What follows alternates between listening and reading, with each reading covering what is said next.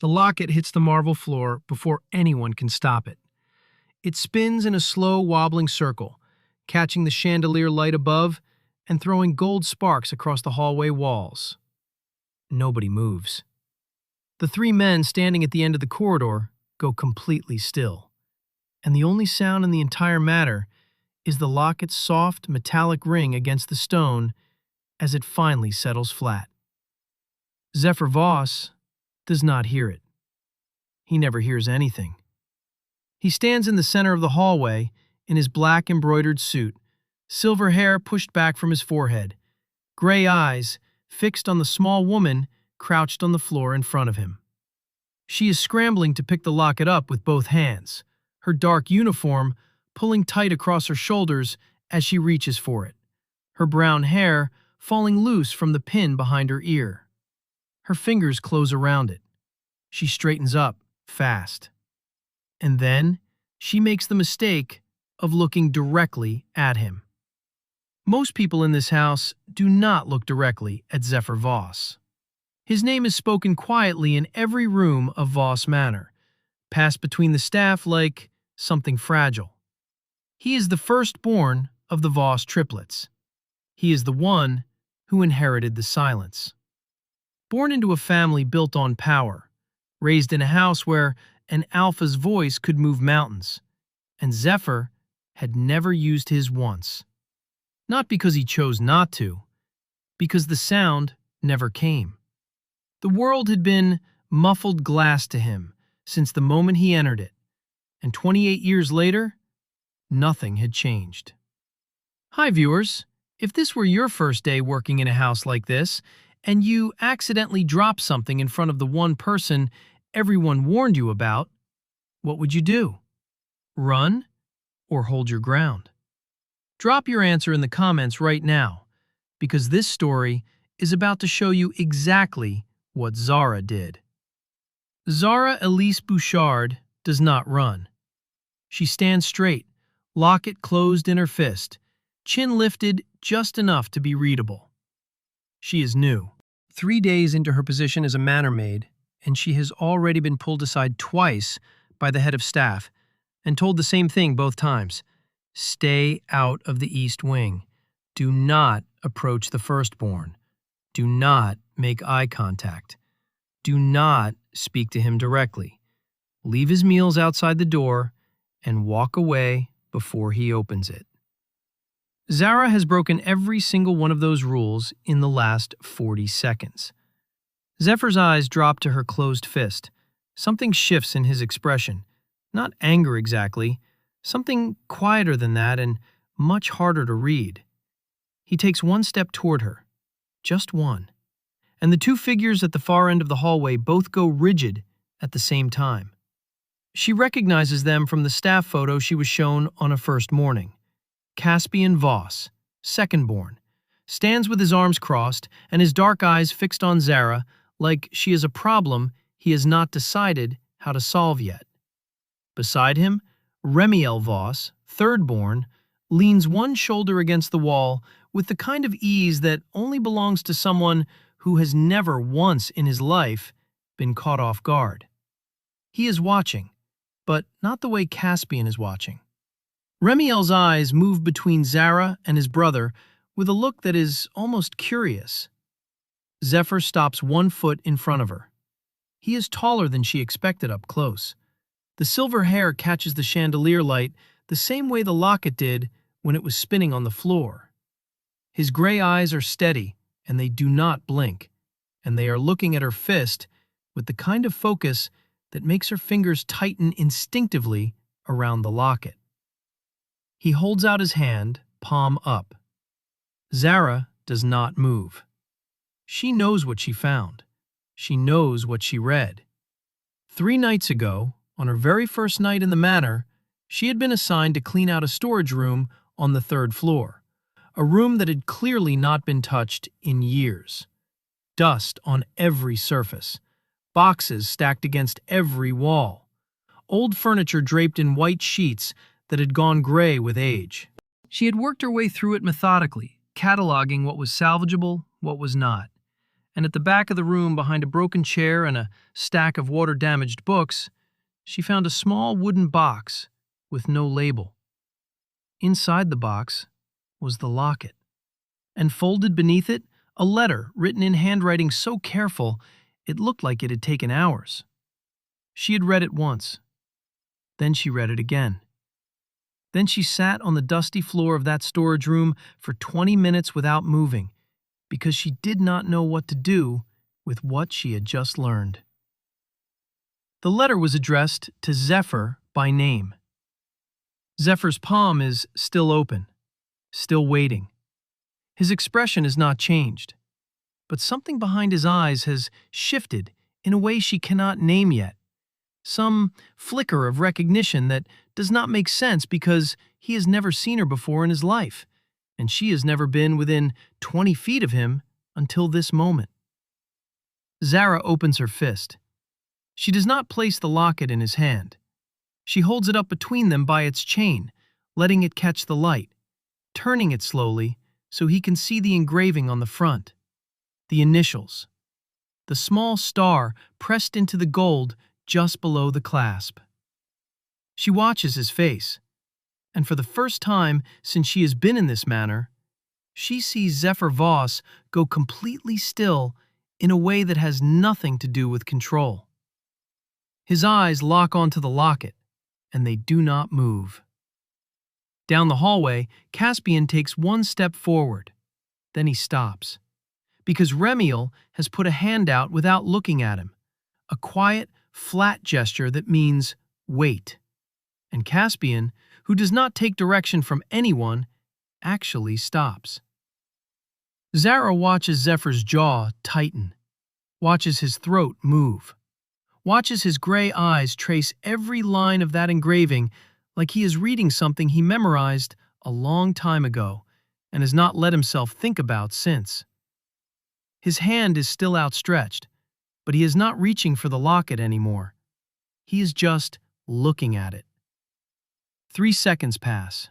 Then he looks up at her, and the question in his eyes is so clear and so raw that she does not need words to understand it. She's been asking herself the same question for 3 days.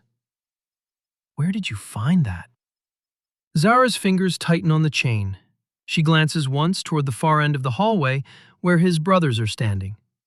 Then she looks back at him. She mouths 2 words, slow and deliberate, the way the head of staff told her Zephyr could read lips when he chose to.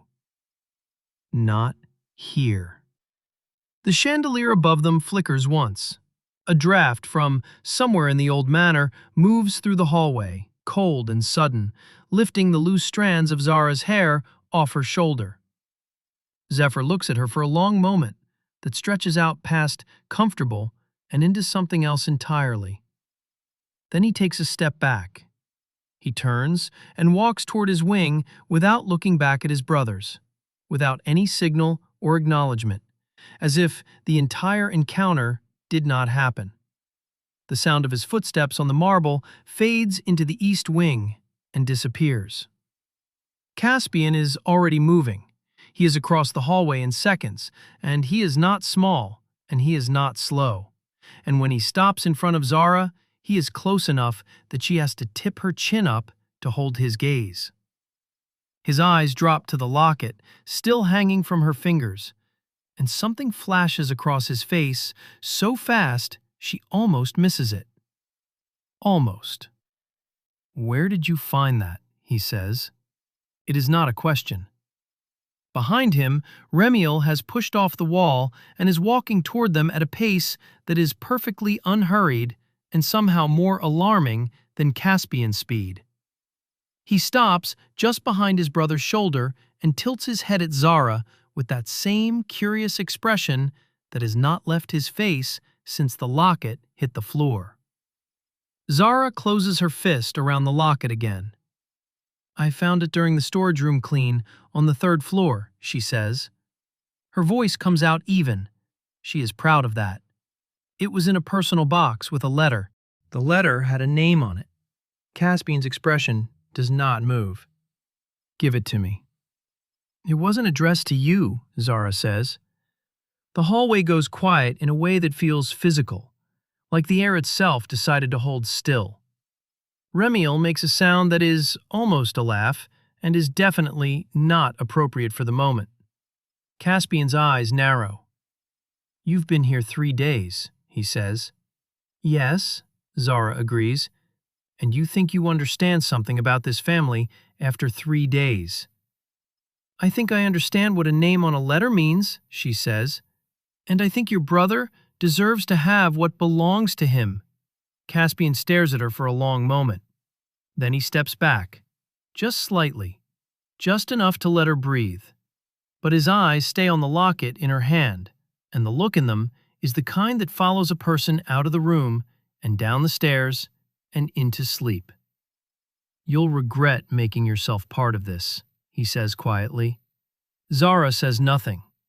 She watches him turn and walk back toward the south corridor, posture straight, steps measured, the way a man walks when he is used to being the last word in every room. Remiel lingers for one more second. He looks at Zara with something that might be respect and might be warning, and is probably both at the same time. "He doesn't let people in," Remiel says. Not unkind, just factual. Not once in 28 years.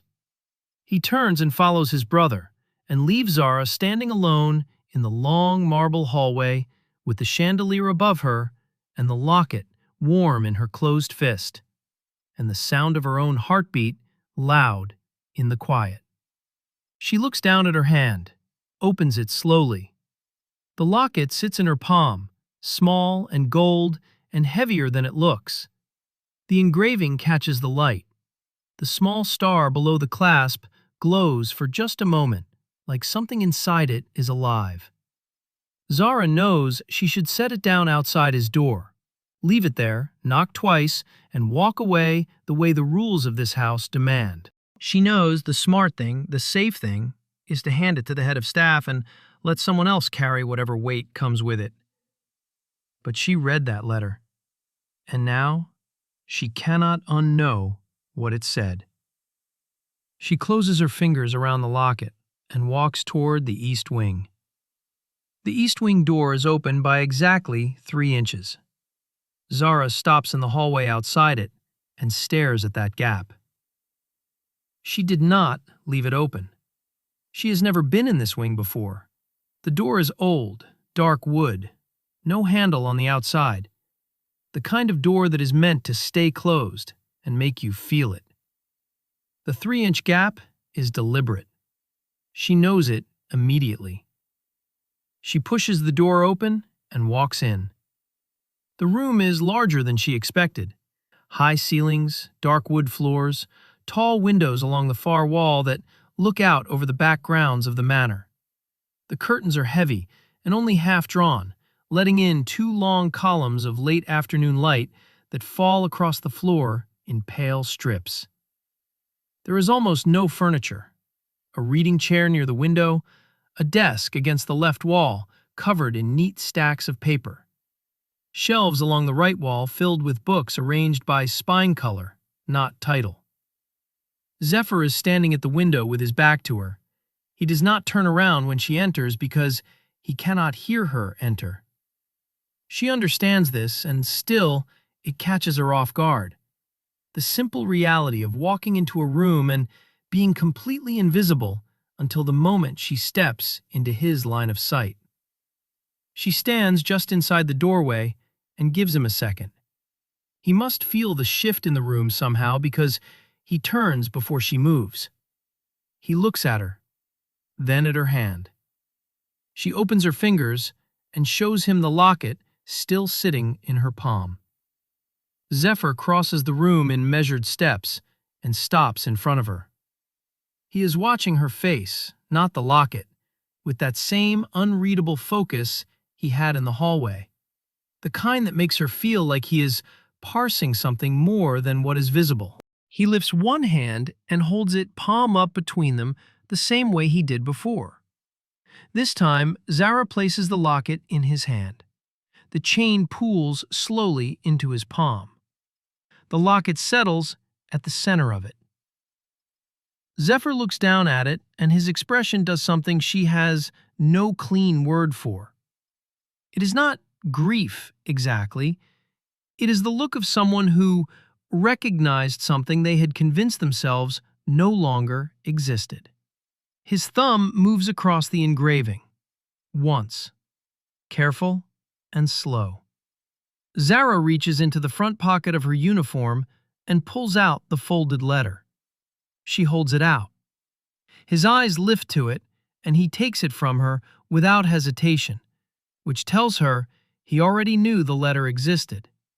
He unfolds it with both hands, the locket held flat against his palm while his fingers work the creases open, and he reads. He reads for a long time. Zara looks around the room while she waits, because looking at his face while he reads that letter feels like walking in on something private. She studies the desk, the color-coded shelves, the 2 columns of light on the floor. There is a drawing pinned to the wall above the desk, large, detailed, done in pencil. It takes her a moment to understand what she is looking at. It is a map of sound. Wavelengths drawn out in long, curved lines across the paper, labeled in small, precise handwriting. Frequency ranges, decibel markers. It looks like something between a science diagram and something deeply personal. She looks back at Zephyr. He has stopped reading, but he has not moved. He is staring at the last line of the letter with his jaw set and his thumb still pressed flat over the engraving on the locket. Zara takes a breath and steps forward until she is close enough for him to read her lips without strain. She speaks slowly and clearly. The box was sealed. I don't think anyone knew it was there. He looks up from the letter. His gray eyes move across her face the way someone reads a sentence twice to be sure they understood it right. Then he signs something. His hands move in a short, precise gesture she does not know. She shakes her head once, signs nothing back. She does not know sign language, and the regret she feels about that right now is immediate and specific. He watches her shake her head. Something shifts in his expression that might be the closest thing to wry she has seen from him yet. He looks back at the letter, folds it once, slides it into the inner pocket of his jacket, close to his chest. Then he holds the locket out to her. Zara stares at it. She does not take it. He holds it closer, insistent without being forceful. His expression is clear. He wants her to hold it. She does not know why. She reaches out and wraps her fingers around it slowly. The moment it leaves his hand and settles fully in hers, the gold casing grows warm against her skin. Warmer than it should be just from being held. She looks down at it. When she looks back up, Zephyr is watching her with an expression she has no frame of reference for. Then footsteps hit the hallway outside the door, and both of them go still. The steps are heavy and deliberate. They stop outside the east wing door. Caspian's voice comes through the wall, flat and certain. I know you're in there, Zara. Zara does not move. The locket is burning against her palm now, not painfully but unmistakably, the way a coal feels through a thick glove, still warm enough to know it is there. She keeps her fingers closed around it and watches Zephyr's face. He heard nothing. He is watching her expression instead, reading the shift in her posture, the way her eyes cut to the door, and whatever he sees there tells him exactly what he needs to know. He takes one step back from her, and his face closes off the way a window shuts before a storm. The door opens. Caspian does not knock. He steps into the room and takes in the scene in one sweep. Zara, standing 3 feet from his brother, the chain of the locket just visible between her fingers. Zephyr's jacket slightly open where he pushed the letter into the inner pocket. Caspian's eyes catch every detail and file it away before he has fully crossed the threshold. He looks at Zara. "Give me the locket," he says. "No," she says. The word comes out before she has finished deciding to say it. She watches something move across Caspian's face that is not quite surprise and not quite anger. It is the expression of a man who has not heard that particular word in long enough that it no longer sounds familiar. "You don't understand what you're holding," he says. His voice is even, almost gentle. That is the part that puts her on edge. "I read the letter," Zara says. "I understand more than you think." Caspian shifts his gaze to Zephyr. Something passes between them, fast and practiced. The kind of silent exchange that belongs to people who have shared a language longer than words. Zephyr holds it for a moment. Then he looks away first, back to Zara, and crosses his arms. Caspian's jaw tightens. "That locket belonged to our mother," he says. "I know," Zara says, "which means it belongs to this family." "The letter says otherwise," she says. "It was written to him specifically. That makes it his." Caspian steps closer. He is not threatening her with his size, but he is not pretending it is not there either. She holds her ground. He looks down at her closed fist, and his expression is the hardest she has seen it. "You've been in this house 3 days," he says, for the second time. "You don't know what that locket is. You don't know what it does. You don't know why it was locked away." Zara feels the warmth in her palm pulse once, like a heartbeat that is not hers. She keeps her face still. "Then tell me," she says. Caspian stares at her. Across the room, Ramiel's voice comes through the open doorway, before he appears in it. Easy and unhurried, the way he seems to do everything. "Caspian, don't." Caspian does not look at him. "Stay out of this, Ramiel." "I'm not in it," Ramiel says, walking in anyway. He stops just inside the door with his hands in his pockets and surveys the room with the same measuring calm he had in the hallway. His eyes land on Zara's closed fist, and his expression shifts by a degree so small she would have missed it if she had not been watching carefully. He knows what the locket is, too. "Zara." Ramiel says her name the way someone says it when they want you to feel like the only person in the room. "What did the letter say?" "Ramiel," Caspian says. "I'm asking her," Ramiel says calmly. He looks at her, waits. Zara glances at Zephyr. He is watching her, not his brothers, with that same steady gray focus he has had since the hallway. She looks back at Ramiel. "It said the locket was made for him," she says carefully. "That it was supposed to reach him before he turned 25. That someone made sure it didn't." The room goes quiet enough that she can hear the curtain shift against the window from the draft. Ramiel exhales slowly through his nose. He does not look surprised. He looks like a man who has been waiting for a particular piece of furniture to fall and is watching it finally go. Caspian turns away from her. He walks to the window and stands with his back to the room, and his hands clasped behind him, and says nothing for a long moment. "Put it somewhere safe," he finally says. Not to Zara, to the room. "And do not open it." Then he walks out. Ramiel watches him go.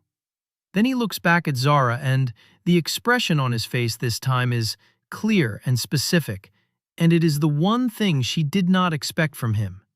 It is worry. He looks at the locket in her hand for one more beat. Then he follows his brother out, and the door does not close behind him. Just drifts half open, the way it was when she came in. Like the room itself cannot commit to being shut. Zara is alone with Zephyr again. She opens her fist and looks at the locket. The warmth has settled into a steady, low pulse now. Constant. Patient. She looks up at Zephyr. He holds her gaze for a moment, then he reaches up slowly and touches the clasp. He is asking her to open it. She looks at the door, looks back at him. Caspian said, "Do not open it." And Zephyr, who cannot hear anything in this world, is asking her to open it, with his eyes and his hand, resting barely against the clasp and the weight of a letter no one was supposed to find, folded against his heart. She presses her thumbnail to the clasp. It does not open easily. The clasp is stiff, old, the kind of mechanism that has not moved in years and has no interest in moving now. Zara works it carefully with both thumbs, the locket balanced in her left palm while her right hand presses and twists. She can feel Zephyr watching her. She can feel the warmth of the locket climbing toward her wrist. Then the clasp gives. The locket opens with a soft click, a sound she feels more than hears, a tiny vibration in the gold against her palm. She holds it out so they can both see inside. The left panel holds a photograph so old it has gone sepia at the edges. A woman with silver hair pulled back, gray eyes, the same jaw and brow line that Zephyr has. She is looking directly at the camera with the kind of stillness that does not come from being posed. She is simply herself, held still in a moment she did not know would outlast her. In her arms is an infant. The infant is looking not at the camera, but slightly to the left, at something no one else in the photograph can see. The right panel is not a photograph. It is a small piece of material, dark, paper-thin, embedded flush against the gold backing. It has a texture that Zara cannot name. Not fabric, not paper. Something between the two. Pressed into it, barely visible, are lines that look like the same wavelength drawings on the map above Zephyr's desk. Curved and precise. Layered in a pattern so small, she has to bring the locket close to her eyes to see it clearly. She looks up at Zephyr. His entire focus is on the right panel. His jaw is tight. His hand comes up slowly, and his fingertips hover over the material without touching it, holding maybe a quarter-inch above the surface, like he is feeling for something before he decides whether to make contact. Zara watches his hand. The warmth in the locket moves. She feels it slide from the left panel to the right, gathering under the material, under the wavelength lines, pressing upward like something trying to reach through. Her palm goes hot for 1 second, and then it levels back out. Zephyr's fingers press down. His face changes. It is not dramatic. It is not the kind of change that announces itself. It is a small, private fracturing in someone who has held everything in for so long that the crack, when it finally comes, is almost silent. His eyes close. His jaw opens slightly. His hand stays flat against the material. Zara holds still. She does not know what he is experiencing. She cannot feel what he is feeling. But she can see his chest rise faster, and she can see the line of his brow change, and she can see, when she looks down, that his hand is shaking in a way that is barely visible and completely real. He keeps his eyes closed for 30 seconds. Then he lifts his hand. He steps back from her, 1 step, then another. He reaches the wall behind him and presses his back against it and slides down until he is sitting on the floor with his knees bent and his hands loose at his sides and his silver hair falling across his forehead and his eyes still shut. Zara crouches in front of him. She does not touch him. She does not make a sound. She just holds the open locket between them and waits. When he opens his eyes, they are wet. Not spilling, not dramatic, just wet, the way eyes get when something true reaches them before the defenses can catch up. He looks at her. His lips move. She watches them carefully. He says one word. She reads it clearly. More. Zara looks at the locket, then back at him. She shifts her weight until she is sitting on the floor too, cross-legged, the locket balanced in her palm between them, close enough that he can reach it without stretching. His hand comes out again, steadier this time. His fingers press the material in the right panel, and his eyes close again, and the expression on his face is the most open thing she has seen from any person in this manor since she walked through the front gates. The locket pulses.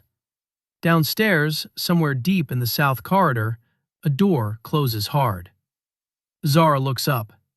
The sound comes again, footsteps, fast ones, moving toward the east wing staircase with the kind of pace that means a decision has already been made.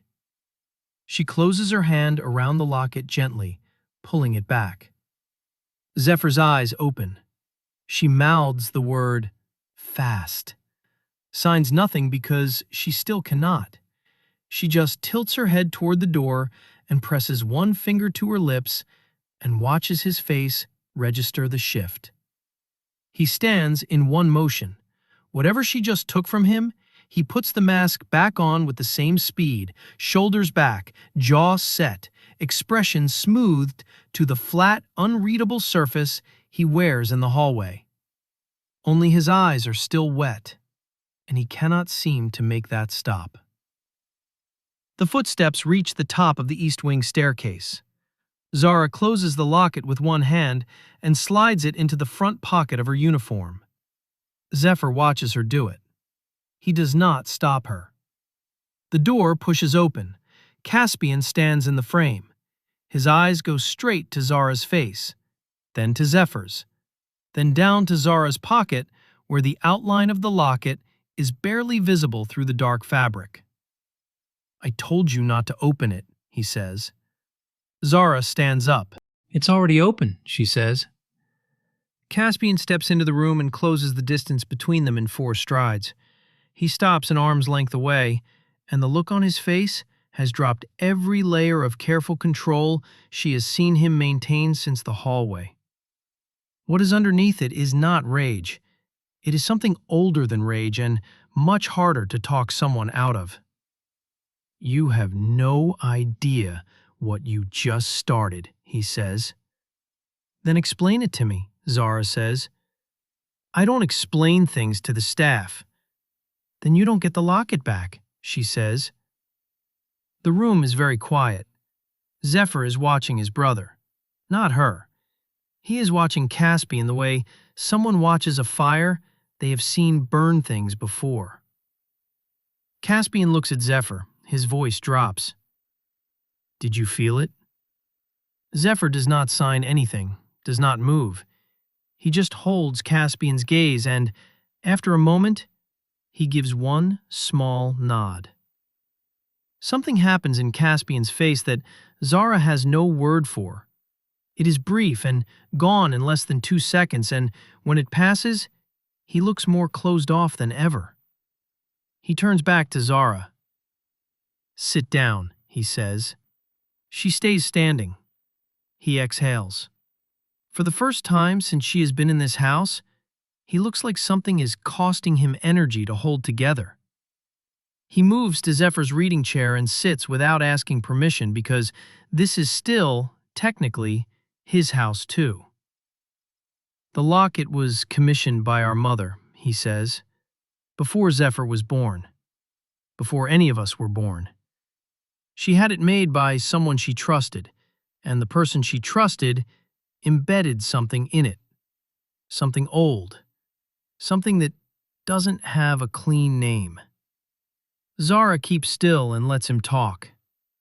"Our mother believed it could do something for him, something medical science had told her was permanent." He pauses. "She believed it could restore what he lost." The words land in the room and sit there. Zara looks at the pocket where the locket is, looks back at Caspian. "His hearing." "Yes." "And it was locked away," she says. "Why?" "Because our father didn't believe it," Caspian says. He had it sealed and stored, and he told our mother it was superstition and grief dressed up as hope. And when she died, no one touched the storage rooms. No one touched anything of hers. Until you. Zara looks at Zephyr. He has been watching her lips this whole time, reading the conversation as it moves. His expression has not changed, but his eyes have, something working behind them that she can see but cannot access. "Did it work?" she asks. She is still looking at Zephyr. He looks back at her. Caspian answers, "I don't know yet. That's why I came back." His voice has changed. The authority is still there, but it is resting now instead of pressing. "What did you feel when you opened it, both of you? I need to know exactly." Zara looks at her palm. The warmth is gone now. Her hand feels ordinary. "Heat," she says, "starting when I first picked it up, growing when Zephyr touched the inside, pulsing." She pauses. "Like a heartbeat." Caspian nods once. "And him?" She looks at Zephyr. She is not going to speak for him. She tilts her head toward Caspian so Zephyr can see it is his question to answer. Zephyr reaches into his jacket and pulls out the letter. He unfolds it, points to the last line, holds it up so Caspian can read it from across the room. Caspian reads it. Something in his face breaks open and closes again so fast that Zara almost misses it. "It's not just the hearing," Caspian says quietly. He is talking to himself as much as anyone else in the room. "She built more into it than that." "What else?" Zara asks. Caspian looks at her. For the first time, his eyes do not have that calculating edge. They look like the eyes of a man who is scared of the answer to his own question. "It only works if the right person opens it," he says. The room does not move. "What does that mean?" Zara says carefully. "It means the warmth you felt wasn't a side effect," Caspian says. "It means you are supposed to be the one holding it. Our mother wrote very specific conditions into the commission. The locket responds to touch, but it only activates for the person it was made to find." Zara stares at him. "You were meant to find it," Caspian says. He sounds like the words are being pulled from somewhere he did not want to reach into. "Which means you are meant to finish it." "Finish what?" Zara says. Caspian stands. He looks at Zephyr. He looks at Zara. He looks like a man who has just understood something he cannot put back in the box he took it from. "For it to work completely," he says, "the locket has to be held open against his ear." Zara goes very still. "And when that happens," Caspian says, and his voice is the quietest it has been since she first heard it, "either everything our mother believed is real, and my brother hears sound for the first time in his life." He pauses. "Or nothing happens," he says, and she was just a grieving woman who wanted to fix something that was never going to be fixed. The chandelier light shifts as a cloud moves somewhere outside. The room dims for 1 second and brightens again. Zara's fingers move to the pocket where the locket is. She feels its weight through the fabric. She looks at Zephyr. He is looking back at her, and his face is completely still, and his gray eyes are carrying 28 years of silence in them. And he is not asking her. He is not signing anything. He is not reaching for the locket. He is just waiting. Like he has always waited. Like he is very, very good at it. Zara pulls the locket from her pocket. The clasp is still open from before. It catches the light, and the warmth starts again the moment it clears her pocket, immediate and certain, climbing from her palm to her wrist. She steps toward him. Caspian does not stop her. She raises the open locket. She holds it flat, both panels open, the wavelength material facing outward. She lifts it toward the side of his head, toward his ear. Her hand is 2 inches away, then 1. Zephyr closes his eyes, and the locket begins to glow. The glow does not stop, it builds. It starts as a faint gold thread running along the edge of the locket's casing, and within 3 seconds, it has spread to the wavelength material inside, lighting the pressed lines from beneath like something has been waiting in there for a long time and has finally been given permission to move. Zara's hand is completely still. Her palm is burning. Not painful, not even close to painful. It is the feeling of standing in full sunlight after a long winter, that specific full-body warmth that makes something in the chest loosen without asking. Zephyr has not moved. His eyes are closed. His hands are at his sides, loose, fingers slightly open. His head is tilted the smallest degree toward the locket, toward her hand, toward the gold light now pressing against the outer curve of his ear. His silver hair catches the glow, and for one moment, he looks exactly like the infant in the photograph, turned slightly to the left, reaching towards something no one else in the room can see. Caspian is standing 12 feet away, and he has not breathed in 30 seconds. The glow peaks, and then it goes out, clean and complete, like a switch, like someone in another room made a decision. The locket goes cold in Zara's hand. Not cold the way metal goes cold the way a hand goes cold when the person attached to it stops being okay. She pulls it back, looks at it. The wavelength material is dark. The photograph is just a photograph again. She looks at Zephyr. He opens his eyes, and the look on his face is not joy. It is not the movie version of this moment where the music swells and the tears fall and everything resolves in a single breath. The look on his face is the look of someone standing in a doorway they have never been through. Not sure yet if what is on the other side is real, or if they are about to find out it was glass the whole time. His lips part. He lifts one hand and presses 2 fingers to the side of his own neck, just below his ear, the way someone checks for a pulse when they are not sure they believe what they are feeling. Zara watches him. Caspian takes 1 step forward, stops himself. Zephyr's eyes move to Zara's face. His lips move. She reads them. He is not saying a word this time. He is making a sound. She can see the shape of it in his throat, the movement in his jaw, the effort of someone pushing air through a mechanism they have never trusted to work. No sound comes out, or if it does, it is too quiet for her to catch. But his face tells her everything. He heard something. She does not know what. She does not know how much.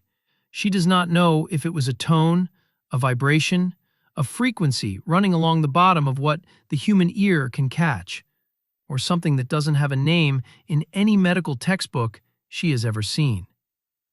But he heard something, and the knowledge of it is sitting in his gray eyes like a lit match in a dark room, and it is the most devastating and most beautiful thing she has seen in her life. Caspian crosses the room in 4 strides. He stops directly in front of his brother and grabs both sides of his face with both hands and looks at him the way people look at someone they almost lost once and have been watching carefully ever since. He doesn't speak. He waits. Zephyr reaches up and wraps both hands around Caspian's wrists, not pulling them away, just holding them there, and nods once. Caspian makes a sound that is not a word. He drops his hands, turns away from both of them, walks to the window and stands there with his back to the room and his shoulders doing something Zara has never seen them do, which is shake. Zara looks down at the locket in her palm. The clasp is still open. The photograph of the silver-haired woman looks up at her from the left panel. The material on the right is dark and still, but as Zara tilts the locket slightly toward the window light, she sees something she did not see before. A second layer of lines beneath the first, so fine they are almost invisible. A second pattern, pressed beneath the wavelength drawings. She brings the locket close to her face. The second pattern is letters. Tiny, precise, written in a circle around the inner edge of the right panel, following the curve of the casing. She has to rotate the locket slowly to read the whole thing, and when she finishes reading it, she has to start again from the beginning because what it says does not settle on the first pass. It reads, "For the one who carries him into sound." She is already his. She simply does not know it yet. Zara stares at the letters for a long time. Then she closes the locket carefully and puts it back in her pocket and looks up and finds Zephyr watching her from across the room. He has not moved since Caspian let go of him. He is standing in the same place, with the letter folded against his chest, and his gray eyes tracking her face with the focused patience of someone who has learned to read the world through everything except the one sense everyone else takes for granted. She opens her mouth, closes it, opens it again. "Did you read that?" she asks. She mouths it slowly, clearly, pointed directly at him. He shakes his head. She reaches into her pocket. Her fingers close around the locket, but she does not pull it out. She holds it there and looks at him, and he looks back, and the room is quiet around them in a way that feels like it has weight. She should tell him. She knows she should tell him. The words on the inside of that panel are addressed to her, which means they are also about him, which means he has every right to know what his mother wrote. But something about saying it out loud in this room with Caspian's back still turned at the window and the light already changing toward evening and Zephyr's eyes still carrying that just-lit match look, something about this specific moment makes her hold it for one more breath. Just one. "We're not done," she says. She mouths each word with care. "There's more." Zephyr's eyes don't move from her face. "Tomorrow," she says. "I'll come back tomorrow." Zephyr holds her gaze for 3 full seconds. Then he nods. It is not the nod of someone agreeing to a meeting. It is the nod of someone who has just decided to trust something for the first time in a long time and is very aware of what that costs. Zara walks to the door. She is halfway through it when Caspian speaks without turning around. "What else did you see?" he says. "In the locket." She stops, does not turn around. "Tomorrow," she says, the same word she gave his brother. She walks out. She is down 2 flights of stairs and through the main corridor before she lets herself breathe fully.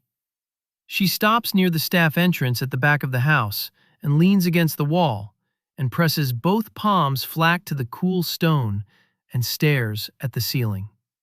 In her pocket, the locket gives one small pulse of warmth, like a reminder, like a promise, like something that already knows what she hasn't figured out yet. Ramil is waiting for her in the kitchen. He is sitting at the end of the long prep table with a cup of something hot in front of him and his jacket off, and his sleeves rolled to the elbow, looking for all the world like a man who just happened to end up in this chair at this exact moment, which Zara is certain is not true for even 1 second. He does not look up when she walks in. "Sit down, Zara," he says. She stays standing. He finally looks up. "Please," he adds, and the word sounds like it does not get a lot of use in his mouth, but he means it this time. She pulls out the chair across from him and sits. He wraps both hands around his cup and studies her face the way he has studied everything in this house since she arrived, with that measuring calm that sits right on the edge between reassuring and unnerving. Then he says, Tell me what happened in that room. Ask your brother, she says. I'm asking you, he says. Caspian will tell me what he decided to believe happened. I want to know what actually happened. Zara looks at the table. The kitchen is empty except for them. The rest of the evening staff have finished and gone, and the room is in that specific quiet that large kitchens get at night. All the work done, and the surface is clean, and the air still holding the faint smell of whatever was cooked for the household dinner. She tells him. Not everything. She tells him about the glow. She tells him about Zephyr's face when he opened his eyes. She tells him about the letters inside the panel, reciting them from memory because they settled into her the first time she read them, and have not moved since. She watches Ramiel's face as she speaks, and his expression does not change much, but his hands tighten around the cup by a degree she clocks clearly. When she finishes, he is quiet for a long moment. She always said there was a second layer, he says, quietly, to himself as much as her. Our mother. She said she built something into it beyond the mechanism. We thought she meant the photograph. She didn't mean the photograph, Zara says. No, Ramiel agrees. He looks at her. How do you feel about what the letters said? I haven't decided yet, she says. That's honest. I'm usually honest, she says. I know, he says. That's why I'm talking to you instead of letting Caspian handle it. She looks at him. What does Caspian want to do? Ramiel sets the cup down. He wants to take the locket and have it studied. He wants to understand the mechanism before anything else happens with it. He wants it out of your hands and into the hands of someone he controls. He pauses, which is what Caspian wants with everything that matters to this family. And you, Zara says. I want my brother to hear, Ramiel says. Simple as that. No performance behind it, just the words. Zara is quiet for a moment. There's something I didn't tell you, she says. Ramiel waits. When the locket glowed, she says, it went out, all at once, clean, like it finished a cycle. But it wasn't done, I could feel it. The warmth leveled out, but it didn't stop completely. It's still going. She pulls the locket from her pocket and sets it on the table between them. Ramiel looks at it. It's been doing that since I first picked it up, she says. Steady. Consistent, like it's running on a timer. Ramiel reaches toward it slowly. His fingers stop an inch above the casing.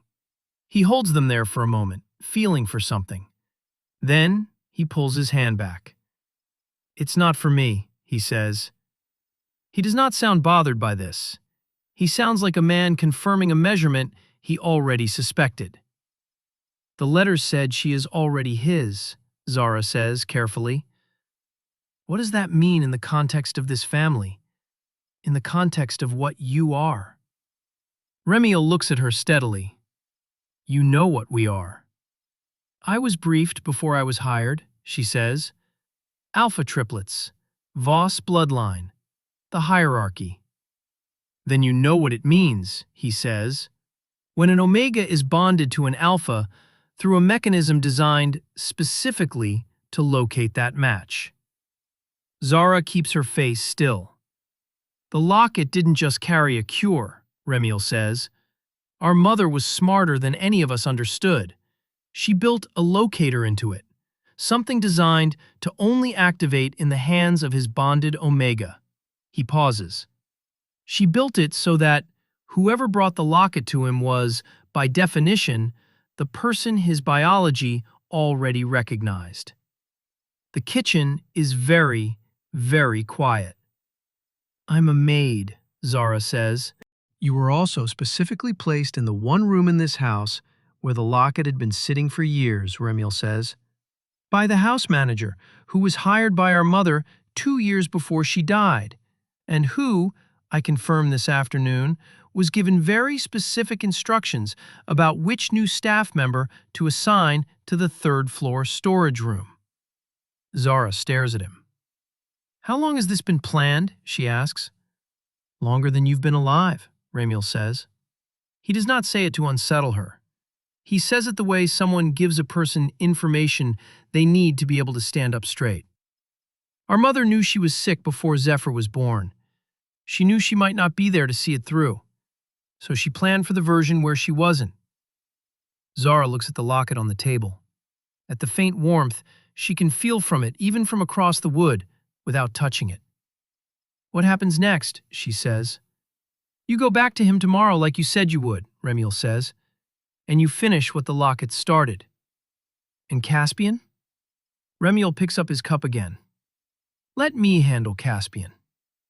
Zara reaches out and picks up the locket. It settles into her palm with that immediate warmth, familiar now, like a hand she has been holding for years without knowing it. She stands. Ramiel, she says. He looks up. If this works, she says, if it fully works, what does that mean for him, for his life, for this house? Ramiel is quiet for a moment. Then he says, it means my brother gets to hear his own name for the first time. It means he gets to hear rain and wind and the sound a door makes when someone comes in. He pauses. It means he gets to hear yours. Zara walks out of the kitchen. The locket is warm the entire way up to her room, and it does not stop.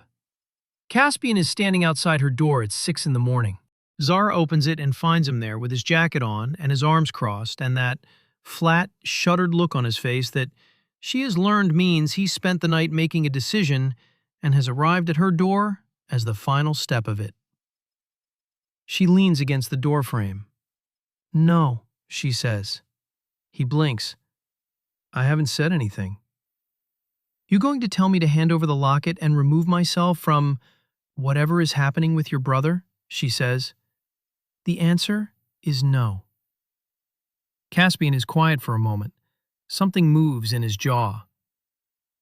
You've been here 4 days. I know, she says. You don't know my brother. I know enough, she says. You know what the locket showed you, he says. That's not the same as knowing him. You don't know what he was like before you found that box. You don't know what he gave up learning to live without sound. You don't know what it costs a person to hope for something after they've stopped letting themselves. He stops, like he surprised himself with how much came out. Zara looks at him, really looks at him. Not the armor, not the authority, not the measured, controlled surface. She looks at the man underneath who spent the night awake, making calculations about how much more loss his family can take. You're scared, she says. His expression does not change. You're scared it won't work completely, she says, or that it will work and then something else will take it away, or that he'll let himself hope and the hope will be the thing that breaks him. Caspian says nothing. I'm not going anywhere, she says. Not because of the letters and not because of what Ramiel told me last night and not because of anything except that I sat on that floor with him yesterday and I watched his face when the glow went out and I made him a promise. And I keep my promises. She holds his gaze. If you want to be in that room today, she says, you are welcome. But you will not take the locket, and you will not stop what his mother started. Caspian stares at her for a long moment. Then he steps aside. She walks past him toward the east wing. She does not hear him follow her, but when she reaches Zephyr's door and knocks twice, she turns around and finds Caspian at the end of the hallway, standing with his back against the wall, arms still crossed, watching, not following, just watching. She turns back to the door. It opens. Zephyr is already dressed. He slept, or at least he tried to. There are the specific signs of a night that did not fully cooperate. The slight tension around his eyes, the way his hair is not quite as smooth as usual. But he is standing straight, and when he sees her, his face does something brief and honest before the control comes back up. He steps back to let her in. She walks to the center of the room and turns to face him. She pulls the locket from her pocket and holds it up between them. He looks at it, looks at her. She mouths, "Are you ready?" He does not nod immediately this time. He looks at the locket for a long moment, at the engraving, at the small star below the clasp, at the gold that his mother's hands held before she ran out of time. Then he looks up at Zara. He mouths one word back.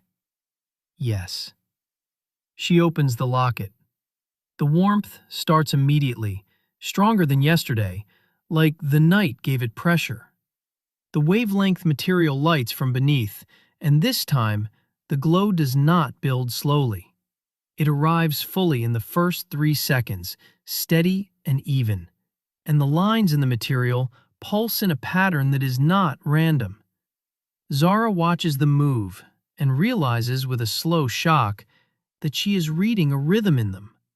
Regular, measured, the same speed as a resting heartbeat. She steps toward Zephyr. He stands completely still. She raises the locket to the side of his head and holds it flat, both panels open, the glowing material pressed toward his ear without touching the skin. The warmth moves out of her hand and into the air between the locket and his ear. She can feel it leave her, can feel the direction of it, focused and intentional. His eyes are open this time. He's looking straight ahead at the wall, and his chest is rising and falling faster than normal, and his hands at his sides are not quite fists, but close. Every muscle in his body is doing the same thing, holding still with effort instead of ease. The glow brightens. And then something happens that makes Zara's breath stop in her chest.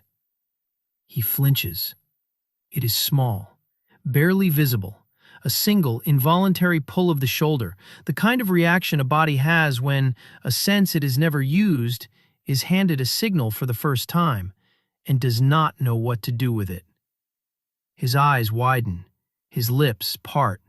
One hand comes up and presses flat to his own chest. The glow holds. Zara keeps the locket exactly where it is.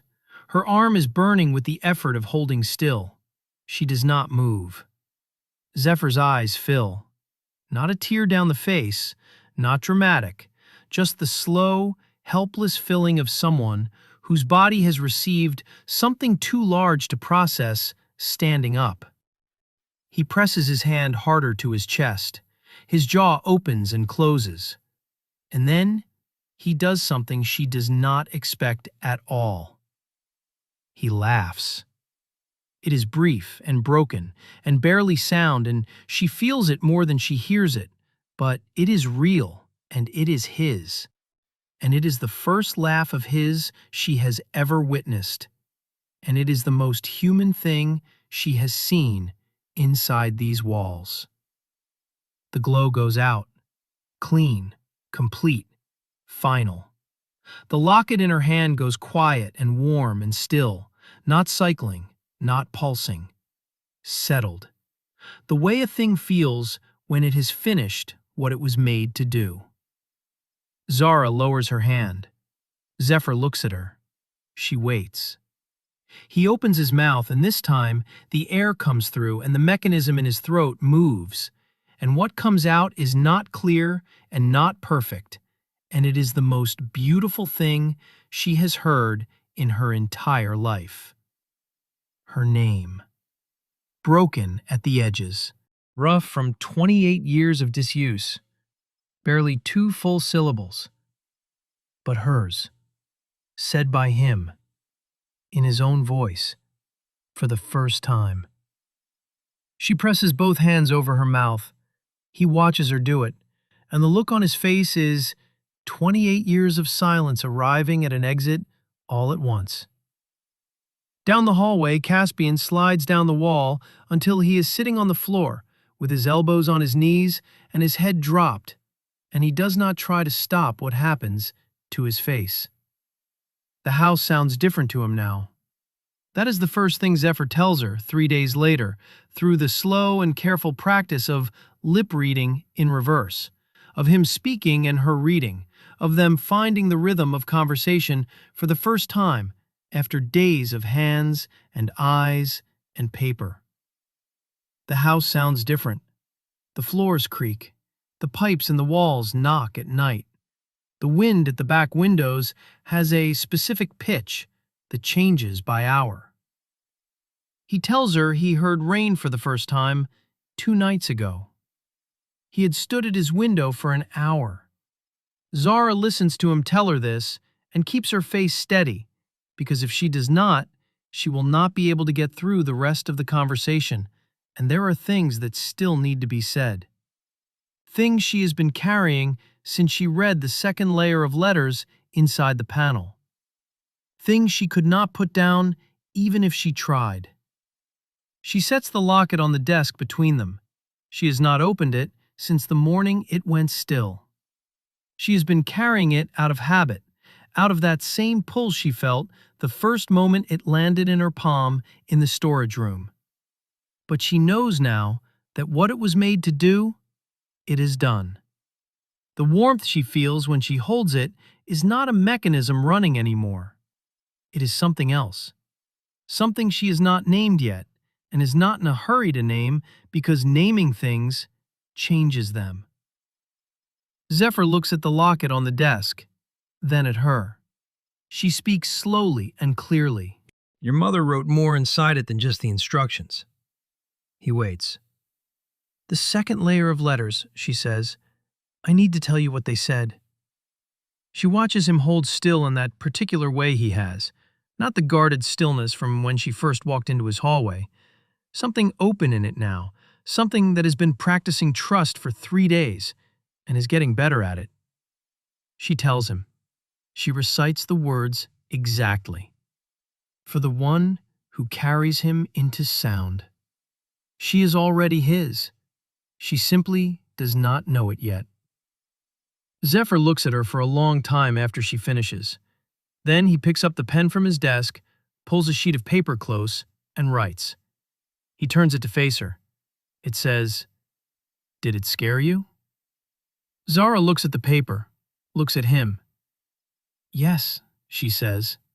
He nods, like that is the right answer, like he expected it and respects it. He writes again.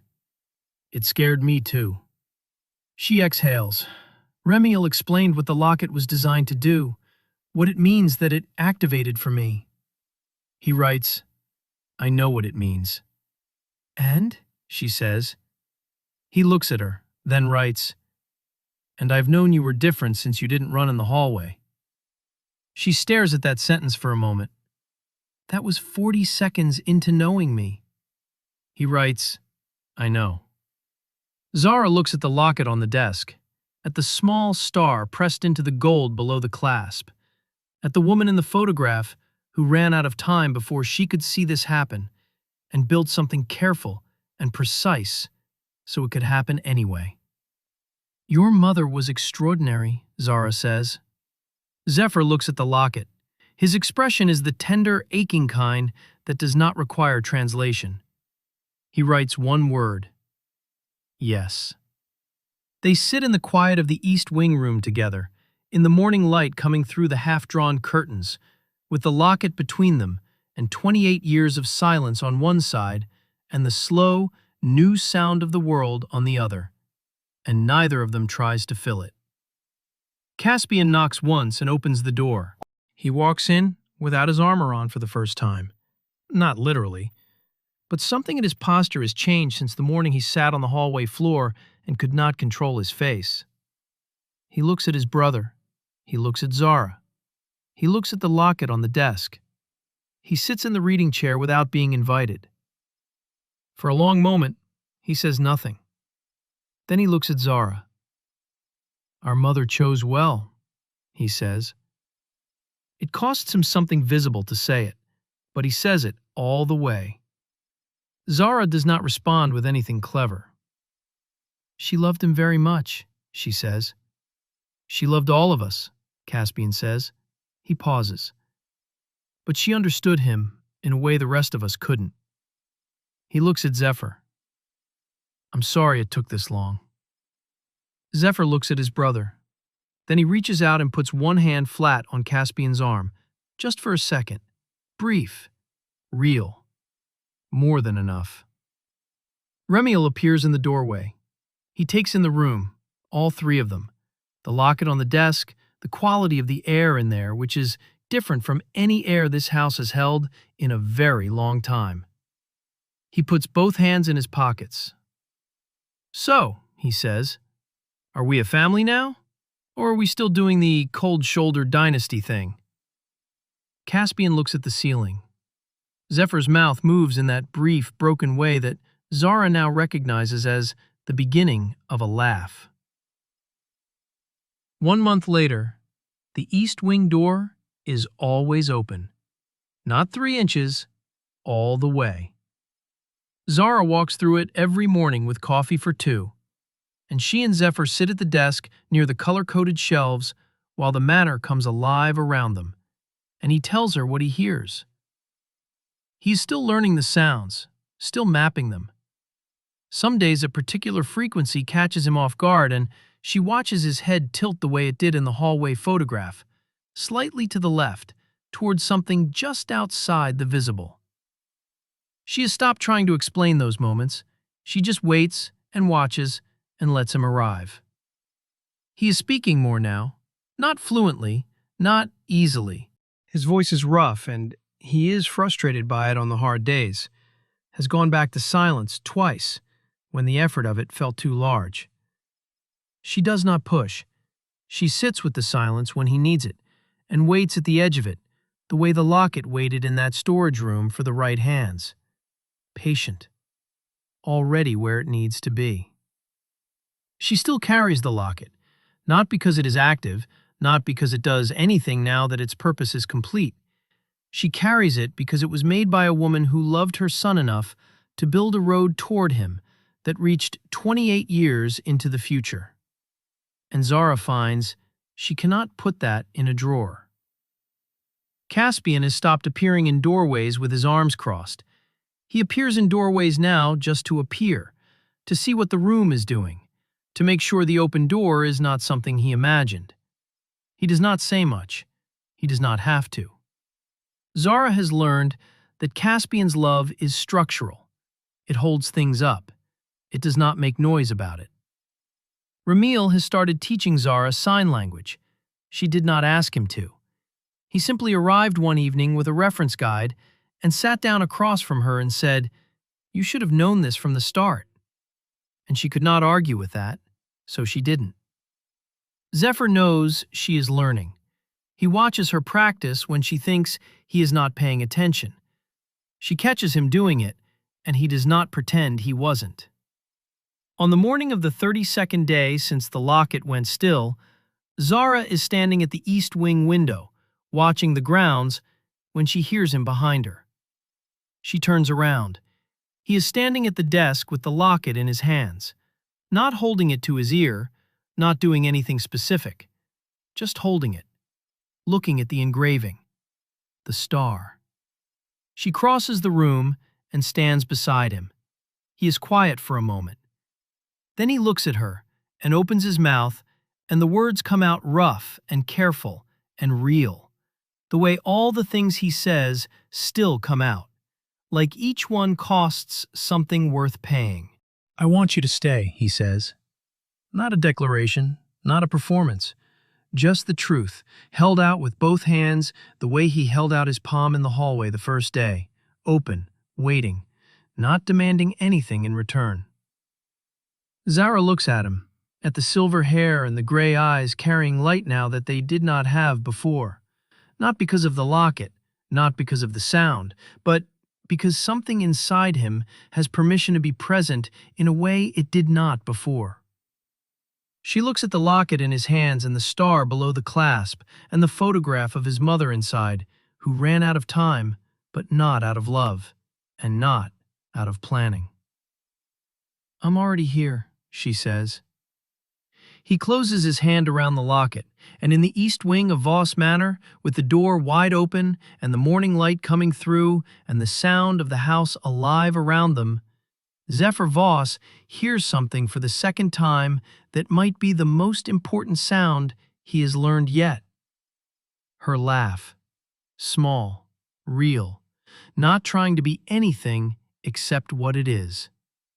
He tips his head slightly to the left, toward the sound, the way he has always reached toward things just outside what the eye can hold. And this time, he finds it. If this story moved something in you, drop a comment below and tell us what moment hit you the hardest. Was it the locket glowing for the first time? Was it the moment he said her name? Or was it the letter his mother left behind? Your comment might be the one that keeps someone else watching, and that matters more than you know. If you are new here, subscribe right now and turn on the notification bell so you do not miss a single story on this channel. Every story we bring you is built to make you feel something real, and the next one is already coming.